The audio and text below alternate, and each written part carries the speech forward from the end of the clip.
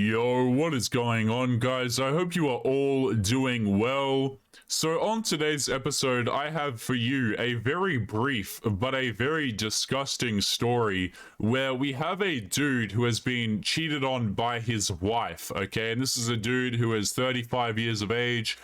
His wife is 36, and his cheating wife, get this, his cheating wife is mad at him because he wants a paternity test. Now, guys, if you guys have watched my videos before, whenever I talk about infidelity on this channel, I am a staunch advocate of mandatory paternity tests, okay? And the reason for this is because we have so many men out here who are taking care of children that aren't actually theirs and they don't even know it. So on today's episode, guys, we're going to be covering this brief story, taking a look at some comments, and we're also going to be talking about paternity fraud in general, because this is something that just really is not talked about.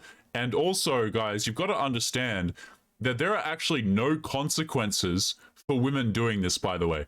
So women can literally siphon a hell of a lot of a man's time, a hell of a lot of his resources, you know, taking care of, building an attachment to kids that aren't even his. It's absolutely astounding. But guys, before we jump into today's episode, as always, guys, remember to subscribe on your way in. And don't forget to subscribe to our other content creators, Hadan from Peace of Mind on the left and Detective Warg. Guys, if ever I'm not producing videos, you know, I've pulled out my animated hair for quite enough.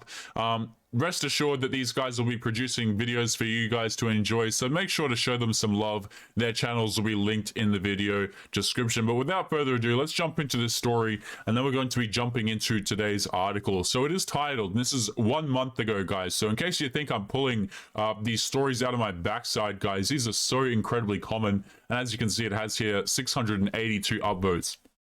The guy says, my wife, who is 36 years of age, cheated on me, a 35-year-old male, taking our 2.5-year-old daughter to her dates with a 44-year-old guy, a decade-long friend of her family.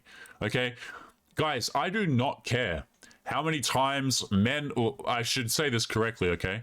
Men get shamed all of the time. We get called insecure, we get called, you know, controlling, narcissistic, toxic, whatever word under the sun you want to use. When we as a guy come out here and say, you know what, maybe you've got a girlfriend or a wife or something like that, I'm uncomfortable with you talking to that guy friend. I don't really think that he's a friend. And girls will say, man, you know, you're just being controlling, you're just being crazy. But look at this, a 44-year-old dude, a decade-long friend of her family, just, you know, she just happens to cheat with guys. I'm so sick of this like gaslighting bullcrap that is put on men, where we're told, hey guys, don't listen to your logic, don't listen to your rational brain, okay? When a girl says he's just a friend, you should just believe it because that's a sensible thing to do. Hell no, absolutely not. He says, I mentioned the paternity test to her yesterday and she got mad at me. Today she cried to me on the phone that she couldn't sleep and eat and that I ruined her life. This is a woman, by the way, who cheated on her husband with a dude.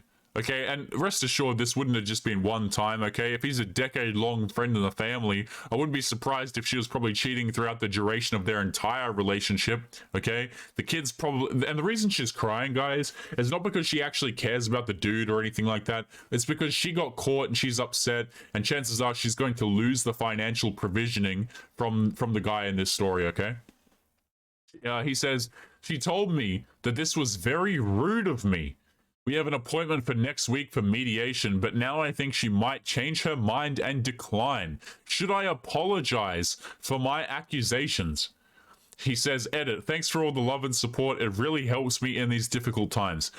Guys, one of the most disgusting things when I cover these articles, when I cover these stories, and we'll be jumping into the comments in a second here, okay, is when dudes will go through these terrible situations, okay? And I do absolutely empathize with the guy.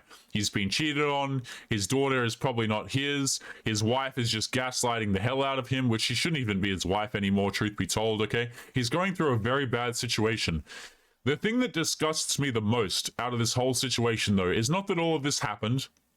Okay, not that all of these things have happened to this man, although it is incredibly disgusting. the thing that's the worst is when guys will go through these situations and say, man, should I apologize? Was I in the wrong here? I know I've just been cheated on. I know that I've just had all of these terrible things happen to me. Should I apologize? Absolutely not. This is the extent to which men have been beaten down, guys, where dudes will go through these things and their first thought is, man, should I apologize? Absolutely disgusting. So let's read some of these comments here, which I have a feeling, guys, when stories are this black and white, typically people on Reddit will side with the dude. But in a lot of these situations, guys, there is absolutely no accountability for some of the terrible things that people do to each other on this website. Reddit is just an absolutely terrible place to be for the most part. So let's jump into this first comment here from Athan, I don't know, who says, I ruined her life in quotations. Athan here says, I choked when I read this. Honestly, your wife is out of touch with the reality. Here are the facts. Number 1, she made the choice to cheat. Number 2, she has shown you that she can look you square in the eyes and lie about everything that you hold dear. And number 3, she says that she has shown that she can and will lie and cheat.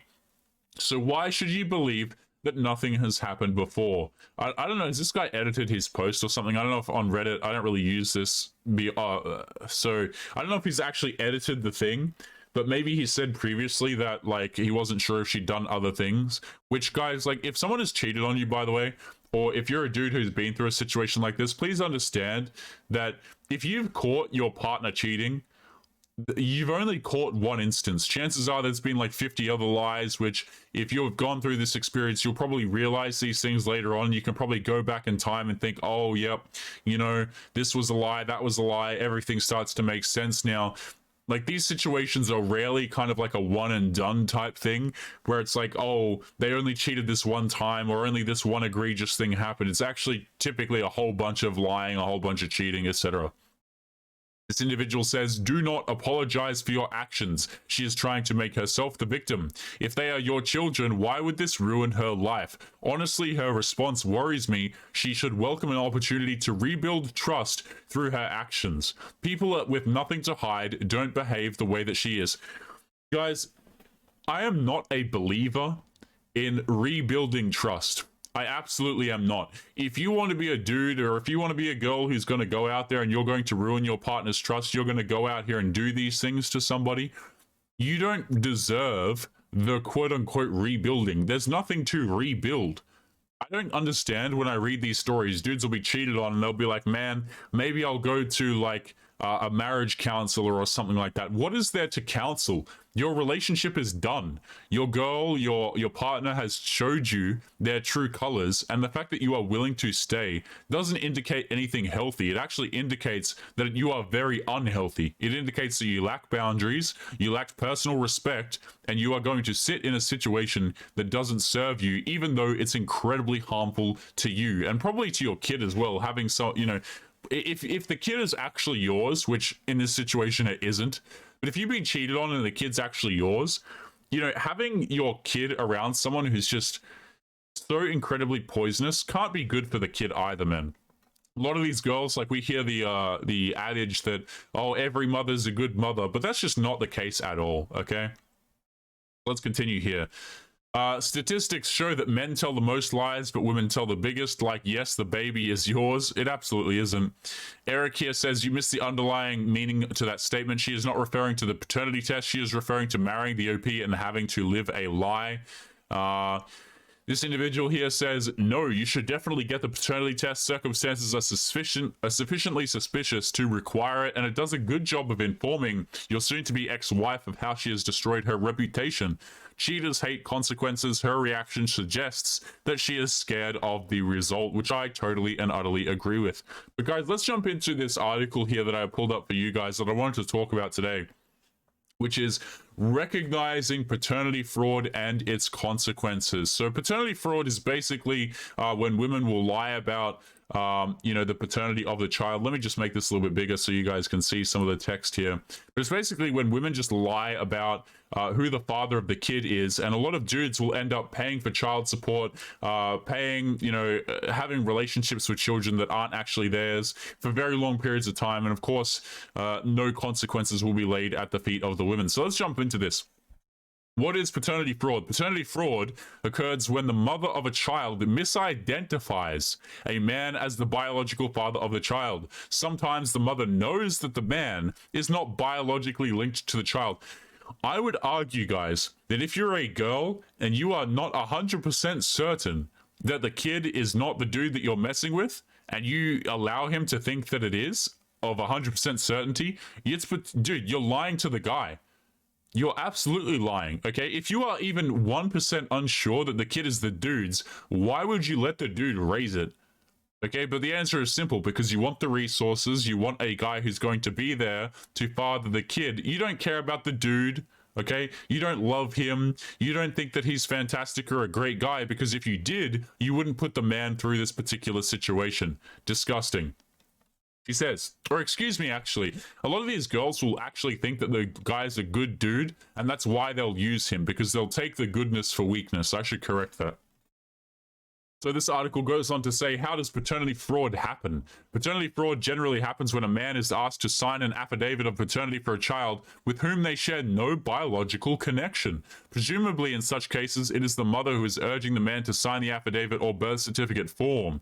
The issue is then complicated when the state uses that affidavit or birth certificate as proof of paternity in a child support case instead of ordering an actual DNA test before assigning child support.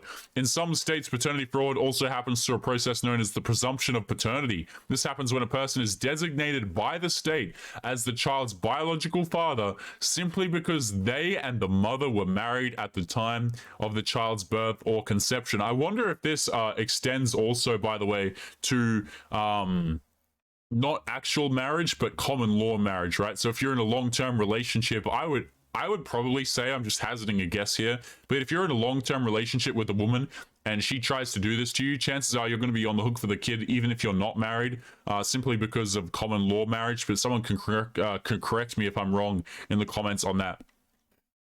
An actual law in some states, the presumption of paternity causes some men to pay child support on behalf of children that they are not related to, in some cases, even long after the misattributed paternity test is apparent, or paternity is apparent. When paternity fraud is revealed, guys, this is absolutely amazing, okay? Paternity fraud often goes undetected for years. Sometimes it comes to light after medical records reveal that the child cannot possibly be related to the man attributed as the biological father. In cases where paternity fraud has resulted in child support payments, the court is left to decide whether those payments should continue. While it seems on the surface that the obvious answer is no, the court's focus is always on the best interests of the child.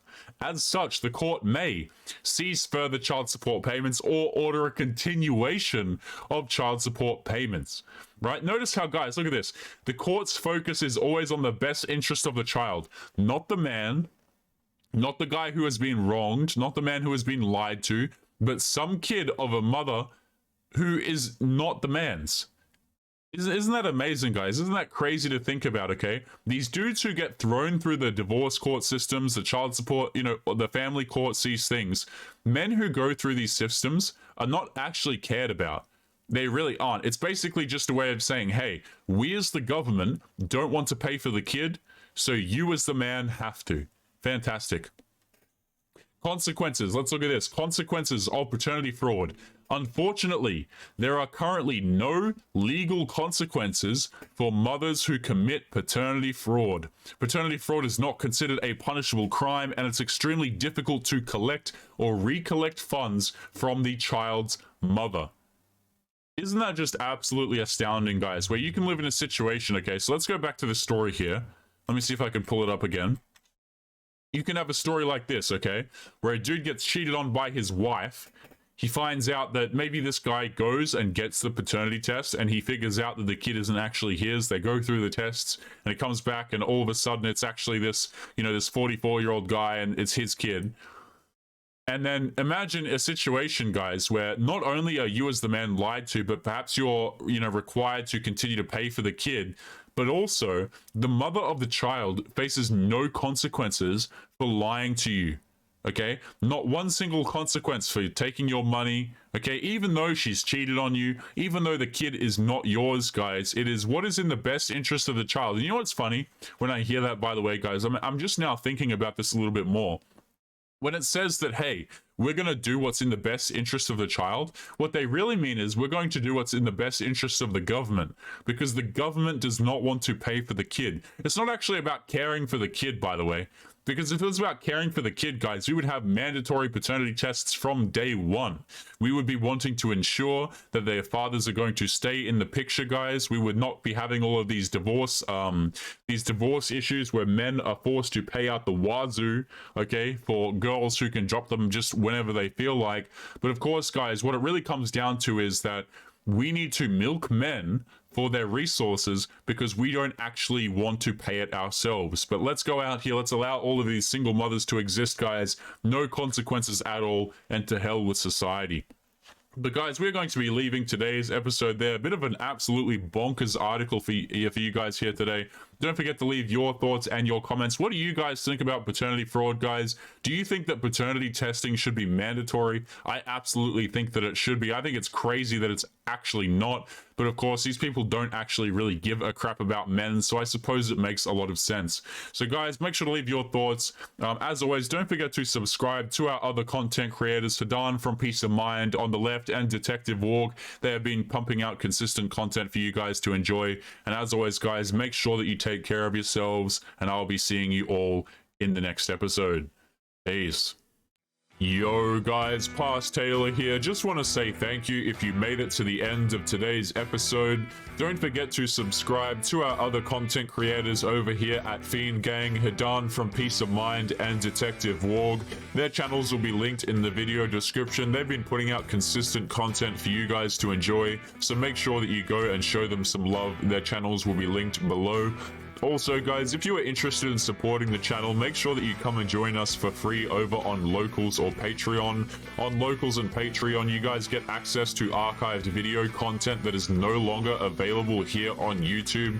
And supporters also get access to exclusive videos where we cover different kinds of topics that you won't see me talk about here on YouTube, because to be honest, YouTube just really doesn't like it. There's video topics such as how broken families are created and how men can avoid it, bad traits that men can have, the reason why women chase married men, etc. So if you're interested in supporting, make sure that you go and check that out. And lastly, guys, if you're interested in getting a character made like mine, be sure to hit up our artist at the Gecko Ninja. He is linked in the video description as well. He's been doing art for Fiend Gang for quite some time, so if his stuff interests you guys, make sure that you hit him up for a commission. As always, he will be linked below the video. But with all that being said, guys, make sure that you take care of yourselves, and I will see you all in the next one, for real this time. Peace.